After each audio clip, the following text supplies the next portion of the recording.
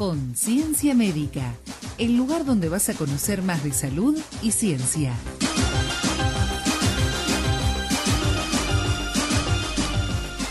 Bueno, nuestro invitado del día de hoy, como te comentamos, es el doctor Flavio Rotring, médico, especialista en infectología, miembro de la Sociedad Argentina de Infectología, jefe del Servicio de Infectología y Control de Infecciones del Hospital de la Universidad Abierta Interamericana y médico de planta del Servicio de Infectología del Sanatorio Otamendi Miroli.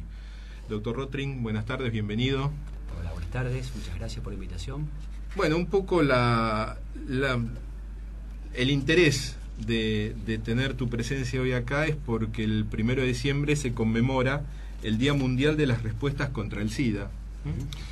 Y queríamos hacerte algunas preguntas y aclararle a la gente muchas veces qué tiene que ver esto de SIDA, HIV, si es lo mismo, cómo cuidarse. Así que un poco la idea que primero nos cuentes qué es HIV y qué es SIDA.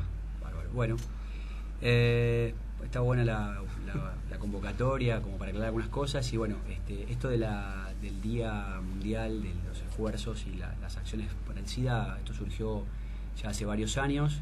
Y se eligió una fecha, digamos, que no es casual, sino que en ese año donde se juntaron una serie de ministros de ministerios de salud, eligieron una fecha muy alejada. En ese año era un año electoral en Estados Unidos y eligieron una fecha alejada, cosa de que llamar la atención con esto de la lucha contra el SIDA inicialmente.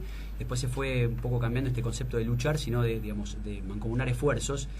Y bueno, esto va cobrando año a año más relevancia. Cuando hablamos de VIH hablamos de un virus, que es el virus de inmunodeficiencia humana, que ocasiona una enfermedad que se denomina VIH-Sida.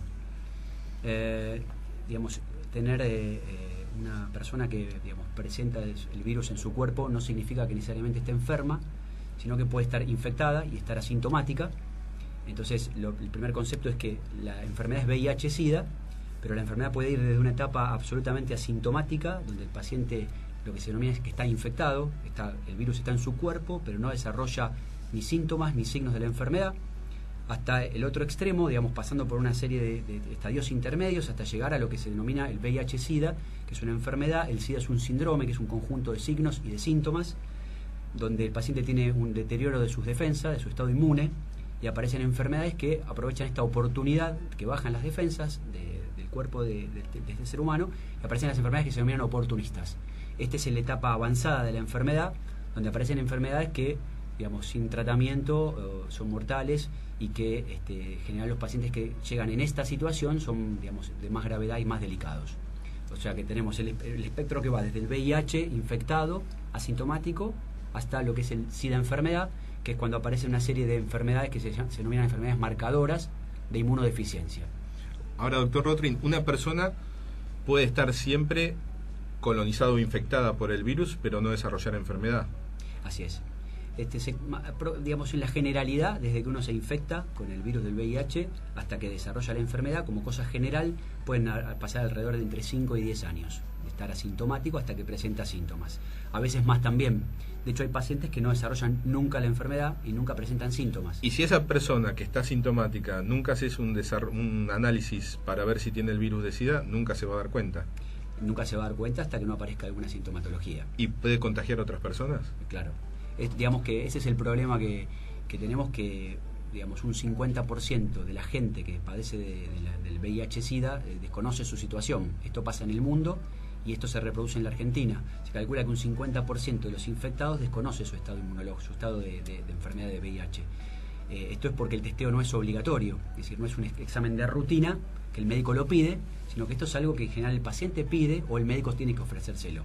Con lo cual hace que sea tan difícil, poder erradicar la enfermedad, porque un 50% de la gente infectada carece de la conciencia de que el virus está en su cuerpo. De que puede estar infectado. Y de esta forma, al mantener relaciones sexuales y no usar preservativo en sus relaciones ocasionales, mayoritariamente, es que contagia a sus parejas, o a la pareja sexual ocasional. Y hoy se considera que las relaciones sexuales es la mayor forma de contagiarse del HIV. Claramente es el mecanismo predominante.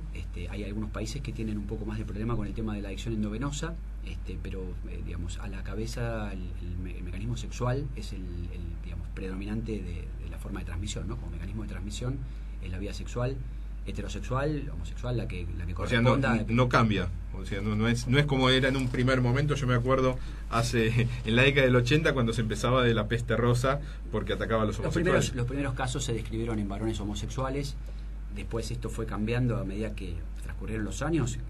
La población homosexual fue la que quizás inicialmente tomó más conciencia, y esto se empezó a modificar y a revertir. Hoy por hoy la vida heterosexual digamos, es la más frecuente en nuestro país, es la más frecuente, y digamos, esto de estigmatizar que es una enfermedad de los varones homosexuales, esto es algo que hay que dejarlo de lado. Hay que dejar de pensar que los varones homosexuales tienen VIH y los heterosexuales no es así.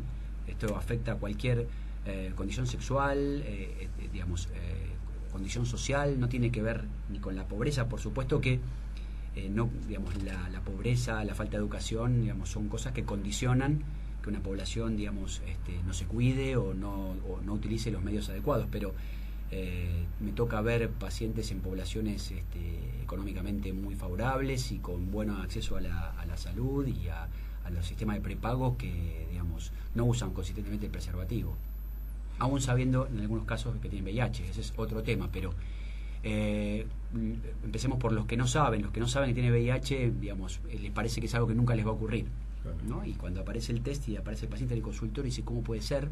Cuando uno empieza a charlar un poco, el uso no es consistente del preservativo. Y el testeo, mucha gente tiene 40 años y jamás se hizo un test. Es un poco esto lo que se está trabajando en el tema del testeo, para que la gente, 50% que no sabe que tiene el virus, empezar a concientizar que uno lo puede tener. Exacto, empezar a pensar que uno, digamos, le parece que puede ser que no le va a tocar, pero que le toca. Este es un tema que seguro muchos querrán preguntar.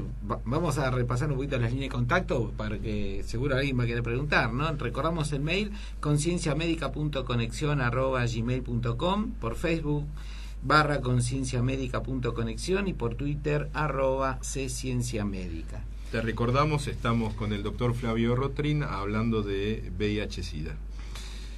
Flavio, dijimos que las relaciones sexuales era la forma más común o más habitual hoy de contagiarse.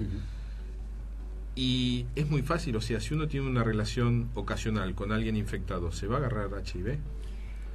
Mira, cuando venía caminando, venía pensando que venía cruzando el 9 de julio, venía pensando algo que en algún momento, no sé si alguien me lo dijo, alguna vez lo leí.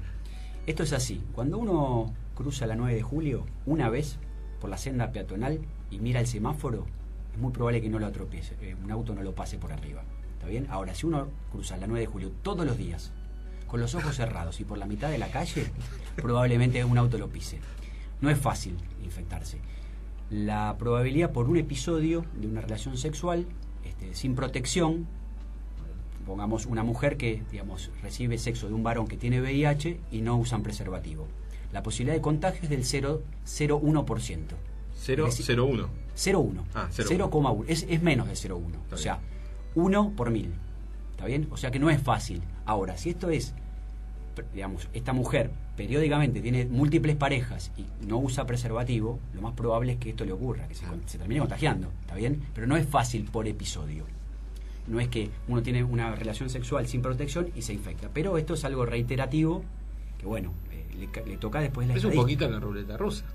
No sabes cuándo te toca la bala. Es mucho más probable infectarse de hepatitis B, por ejemplo. Pero mucho más probable. La probabilidad de hepatitis B es 300 por 1000. ¿Está bien? Sí. VIH es claramente distinto, es 1 por 1000. Entonces, no es fácil, pero la vía sexual, que es la vía principal de transmisión, digamos, los adultos tenemos una vía sexual, digamos, del grupo de vía sexual activa. Si hay relaciones frecuentes y sin protección, es probable que, bueno, se infecten. No es tan alta la incidencia en Argentina, pero de todas formas, digamos, existe y no tiene que ver con las conductas y con esto de la frecuencia que hablábamos recién, ¿no? Y con la no protección, no el cuidado. Y con la no protección, fundamentalmente. ¿La media de infección en Argentina estadísticamente está acorde al resto del mundo o no, más, menos? ¿Cómo te yo te puedo decir la cifra que hay, digamos, en nuestro país hay 130.000, aproximadamente 130.000 infectados, que estaban en relación a, por ejemplo, el lugar donde se concentra la mayor cantidad de infectados es en África subsahariana, que es las 2/3 partes del total. Hay 34 millones de infectados en el mundo. Las 2/3 partes están en África África subsahariana. Y esto un poco sí tiene que ver con cuestiones de educación, cuestiones de acceso a la salud, algunas cuestiones que tienen que ver con violencia de género, que tiene que ver con esto del no uso de preservativo por parte de los varones, sabiendo que están infectados con su pareja. En cuanto a Argentina, la situación está estable en los últimos años y ha habido algunas mejorías en cuanto a reducción de la tasa de nuevas infecciones. En Argentina aproximadamente por año se reportan 5.500 casos de VIH. Esto es algo anual, que parece haber tenido un pico y aparentemente viene con un leve descenso de los casos nuevos. Pero siempre tenemos que recordar que si se detectaron 5.000, por ahí 5.000 que no se detectaron todavía, ¿también o no? ¿Viste esto que yo les comentaba recién, que el 50% no tienen? Esto se hizo a partir de cuando las embarazadas van a su control de salud, se las testea y se hace alguna inferencia en cuanto a cuántas son las embarazadas que están infectadas de lo que pasa en la población y cuánto es que se sabe que hay, cuántos no lo saben. Esto es una cosa más o menos que se infiere. Si hay 5.000 casos diagnosticados por año, certificados, probablemente el doble haya en total de infectados anualmente, ¿no? Que nosotros un porcentaje no lo sabemos. Son inferencias estadísticas que se hacen. Bien, vos dijiste recién de embarazadas que se hacen el análisis. ¿La madre se lo puede transmitir al bebé, al HIV? Sí, la madre se lo puede transmitir al bebé. Más o menos se calcula que entre un 15 y un 45% pueden transmitirlo al bebé si no toman ninguna medida. Es decir, una embarazada con VIH que no sabe ni se testeó, o que sabe y no toma la medicación, tiene un riesgo de transmitírselo a su bebé más o menos de un 25%. Vamos a poner una cifra para hacer una cosa intermedia. Algunos estudios 25, después algunos más, otros menos. Haciendo todo, que es tomando la medicación que corresponde tomar para el virus, dándole a la mamá durante el trabajo de parto una medicación específica, que es el ácido budina, que es el AZT, y dándole al bebé, después de que nace 6 semanas de esta misma medicación por vía oral, el riesgo se baja a menos del 2%. Ya hay cifras que hablan de que la transmisión es de un 0,5% haciendo todo esto que estábamos hablando, que son 3 componentes: durante el embarazo, en el trabajo de parto y en el posparto. Haciendo todo, o sea que hay la probabilidad que se infecte un bebé es muy baja. Y de hecho en Argentina pasamos de tener 350 casos anuales a bajar a menos de 100. Es muy bueno eso. Claro. Esto pasó en los últimos 10 años. Y eso por el análisis que se les hace a las embarazadas, seguramente. Básicamente porque el testeo cada vez ya es algo de rutina, forma parte de la rutina. Pasó de ser algo que si el médico le quería permiso a pedirlo en el test se pide en el embarazo.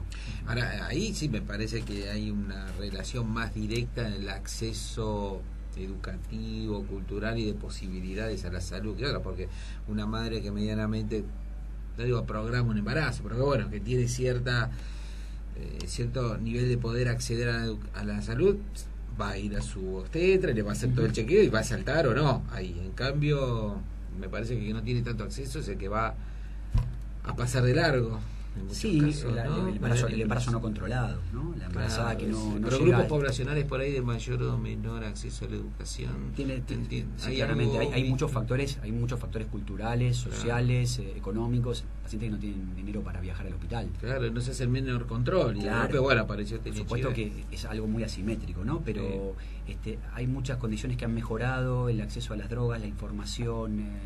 Creo que en Argentina se ha mejorado mucho en los últimos 10 años en cuanto a esto de la cobertura de la medicación que llega. Estamos dentro de del sector de la región de América Latina y el Caribe, es la región del mundo que tiene mayor cobertura de drogas para los pacientes. Es el 70% tienen acceso a la cobertura de fármacos antivirales. Independientemente si tiene cobertura por una prepaga o una social o no tiene cobertura. Independientemente, porque la cobertura que no ingresa por las prepagas ingresa mayoritariamente de pacientes que van a través de medicación que se ofrece el Estado. El sector público es el que más porcentaje de los pacientes absorbe en cuanto a la demanda de fármacos antivirales. Pues están los prepagos, que es un porcentaje menor. Está bien. Bien. Vamos un poquito al tratamiento. Dale. Vamos. A ver, obviamente la prevención es la prevención, no todas las medidas de prevención. Ahora, se detectó HIV positivo, asintomático. Hoy, ¿cómo estamos en el tema terapéutico? Es decir, ¿puedo inhibir el virus? ¿Lo puedo prolongar? Una de las cosas, antes de responder así directamente a la pregunta, es que todavía el 30% de los pacientes que vemos llegan en etapas tardías. ¿Está bien?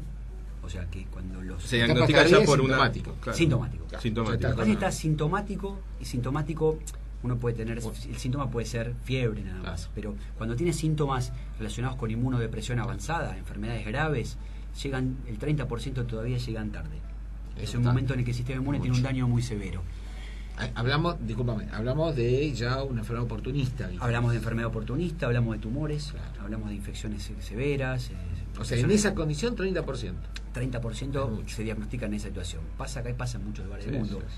Hay países, hay lugares, digamos, en Europa hay lugares, países, digamos, que están mucho mejor que nosotros. Después hay lugares que están muy mal, que están peor, pero todavía en Argentina el 30% llegan en etapas tardías. De todas formas, el pronóstico, aún en etapas tardías, hubo un cambio muy significativo a partir del año 96, cuando se instaló los fármacos que se usan en combinación, que la gente vulgarmente o El cóctel, le dice. lo conoce como el cóctel, que bueno, esto fue a partir de la Asociación de Drogas, cambió radicalmente el pronóstico, ¿no? Pasamos de tener pacientes que a los 2 años tenían un 80% de mortalidad a hoy hacer quizás una vida prácticamente normal y con una expectativa de vida muy similar a la población general. El tratamiento básicamente consiste en la asociación de por lo menos 3 drogas. Hay variantes, pero es lo que uno utiliza, y se utiliza fundamentalmente en los pacientes o que están sintomáticos, que es el grupo que estábamos hablando recién, o que tienen algunas otras condiciones que nosotros los infectólogos evaluamos en el laboratorio, que son las defensas.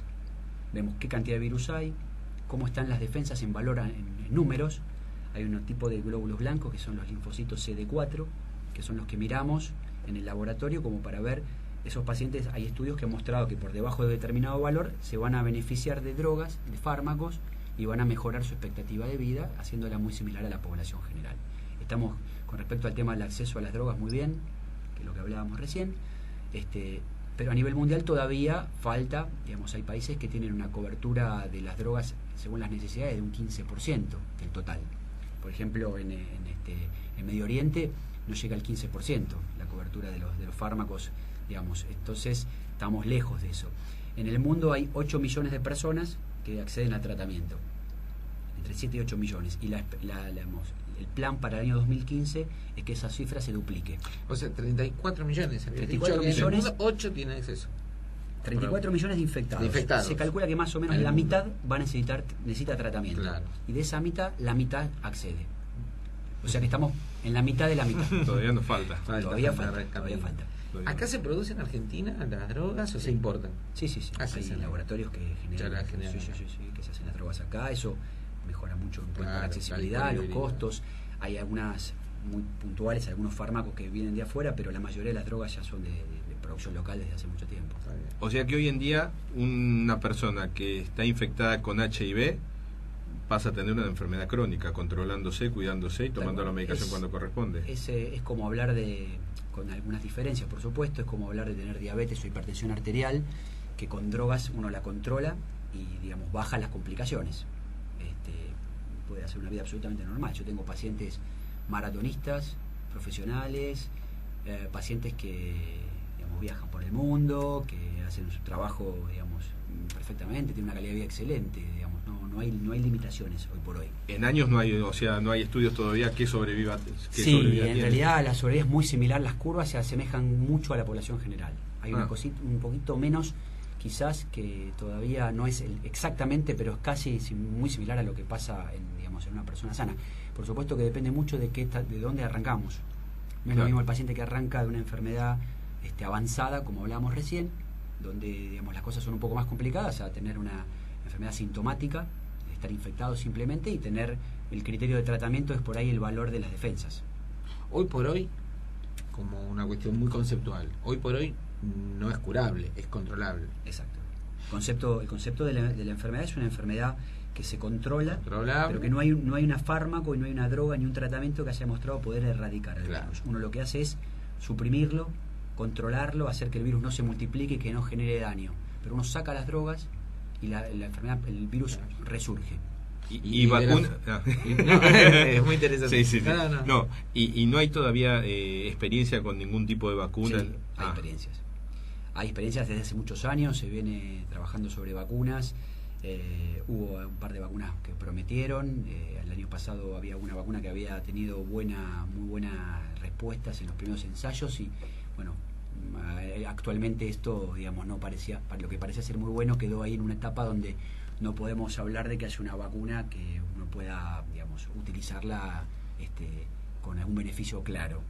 Bien. Así que la vacuna que tenemos disponible más efectiva es tratar el virus con fármacos para, por un lado, cuidar a nuestro paciente y por otro lado, esto demostró que este es un concepto muy importante que se está hablando ya desde hace 1 o 2 años, que el tratamiento, el acceso al tratamiento, lo que hace es reducir la transmisión a otras personas. Bien. Entonces, lo que era el preservativo y lo que era la vacuna, hoy por hoy se está hablando de tratar a todas las personas que tienen VIH para reducir la transmisión a otras personas. Y siempre tratar hoy en día de tener alguna barrera, o sea, de tener relaciones sexuales protegidas también es bueno. Eso es básico. Eso es básico. Bueno, se nos está terminando el tiempo. Sí. Doctor Rotring, muchísimas gracias por haber venido. Esperamos de haber ayudado a la gente un poco con todo esto que tiene que ver con el HIV-Sida. Y te recordamos que lo más importante, como decía el doctor, es prevenir más que después curarte, ¿eh? O sea que cuando tengas relaciones trata de usar preservativo, y más si son parejas no conocidas o son relaciones casuales. Llegamos al final de otro programa. Gracias, Miguel. Nos vemos la próxima. Gracias, Lorena. Gracias, Agustina. El jueves que viene otro programa de Conciencia Médica.